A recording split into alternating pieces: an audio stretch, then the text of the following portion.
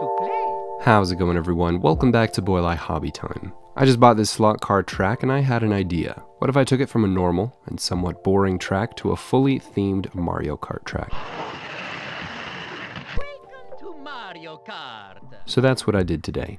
The first thing to figure out was the elevation of the track sections, as I needed it to cross over itself high enough for Mario and Luigi to fit underneath. Each of these foam layers is 1 inch tall, so I decided to work with foam layers as my main metric, and to make things easy, I used some stand-in blocks just to make sure everything was sitting right. For the sloped sections, I glued together the foam layers and I cut a straight line from corner to corner using my hot wire table. Once the path of the track and all of the inclines and declines were sorted, I replaced the temporary block towers under the high sections with a large curved foam monolith. I traced out the shape of the tunnel where the track passes underneath, and I cut that out as well.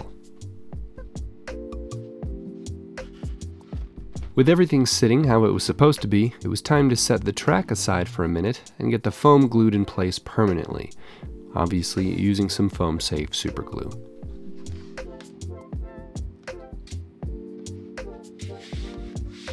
I brought back one section of track to make sure that it was still fitting correctly, then made some final refinements to the shape before moving on to making some mushrooms. To make the tops of these mushrooms, I used some offcuts that were already stacked together and I cut them into cylinders on my hot wire table. I then rounded off the top till I had a rough dome shape, and then I refined the shape of the dome using an orbital sander.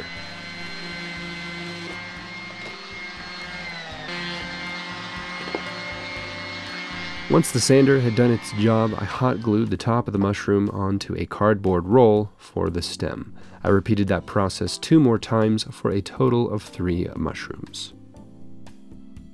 And while I had that cardboard roll out, I went ahead and I cut up a few extra pieces to make some pipes, because this would not be Mario if there were no pipes. And one more thing that's necessary for a raceway in Mushroom Kingdom is blocks. I'll be painting these and everything else a little later in the video.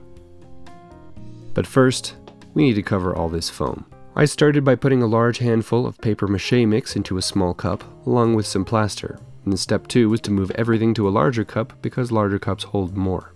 After mixing everything together thoroughly, I threw in the water, I mixed it some more, and I smeared it on the foam. The goal with this round of paste was to primarily cover all of the vertical surfaces that will end up looking somewhere between rock and dirt. I'm glad I upgraded to the large cup because I had to make 5 rounds in total, and that would have been a lot for the small cup to handle. One thing the small cup could handle, however, was this batch of Mod Podge and plaster that I mixed up to cover the foam on the mushrooms as well as smooth out the paper look on those pipes. Finally, after the first round of paste was mostly dry, it was time to protect all the remaining pink surfaces using the classic plaster paint and Mod Podge mix, which I opted to apply with a more personal and hands-on method. After letting that dry for a few minutes, I came back with some isopropyl alcohol and gave it a nice final smoothing for that optimal slot car performance. I then set that aside to dry fully, and it was time to paint some toadstools and some pipes. And while I do that, I'd like to give a huge shout out to all of my patrons. I took everything outside and I kinda primed them with a tan spray paint, but they looked too much like edible mushrooms at this point, so I quickly changed all the tops to red so nobody would take a bite out of them. I cleaned the red from my airbrush and switched to green, and after a few coats, the pipes were done, and then I switched back to the mushrooms to add the white spots. The overspray was a little more excessive than I had expected, so I went back with a brush and I cleaned up the lines between the red and the white. I then used a larger brush to fill in all the areas between those lines, and I'm pretty happy with the results. With that, the mushrooms and the pipes were done, so it was time to paint some bricks. After all the bricks were on the table, I sorted them into even piles and then got them on some painting bases. Lining many of the walls in Mario Kart, especially the older games, were found these bricks that were almost like Legos. They were found in many different color combinations, but I decided to go with the classic red, yellow, green, and blue from Super Mario Kart. 3 of the colors had enough pigment for full coverage without the need for a primer, but the yellow definitely required one. Once my little tape trays full of colorful bricks were done, I switched back to the base, which was now dry, and I began painting that as well. I gave the cliff faces a yellow-brown dirt color, which I saw in some reference photos, and I'm not sure if it's supposed to be rocks or dirt, but the color helps keep things ambiguous. After that, I gave all the grassy green areas a base coat of grassy green. After the base coats, I brought back the track sections, I assembled it, and it was time to finalize this raceway. I installed the guardrails that came with the track to help reduce the likelihood that the cars would fly off the track if they were going too fast. Let's just say if you're going too fast and your car flies off the track, the guardrails don't do much. The next step was to load up the static grass applicator and cover all the green areas with a layer of static tack from Woodland Scenics.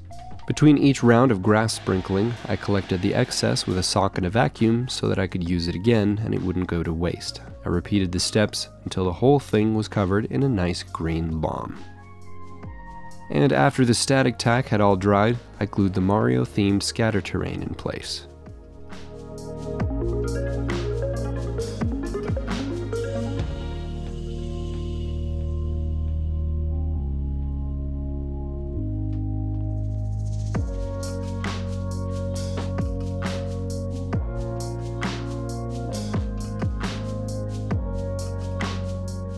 Next, I used some black 4.0 to paint the inside of the pipes, so that if anybody looked down into them, it would look like it went somewhere and it wasn't just grass.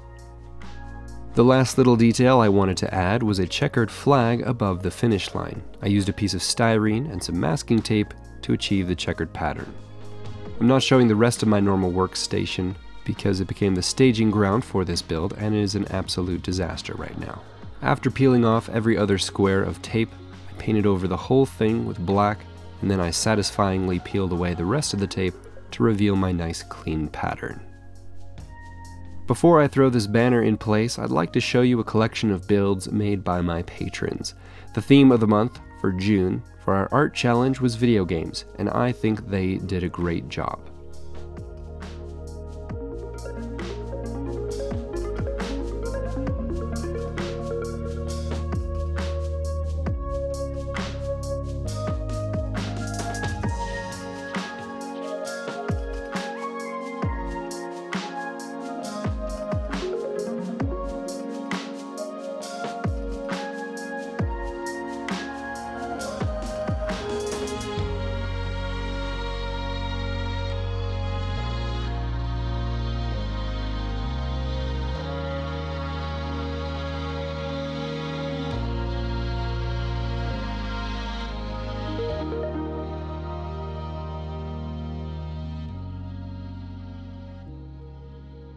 Nice work, patrons. Thank you very much to everyone who participated. After gluing the banner in place, I threw Luigi and his brother in starting positions. I connected my controllers, and after that, I called it good.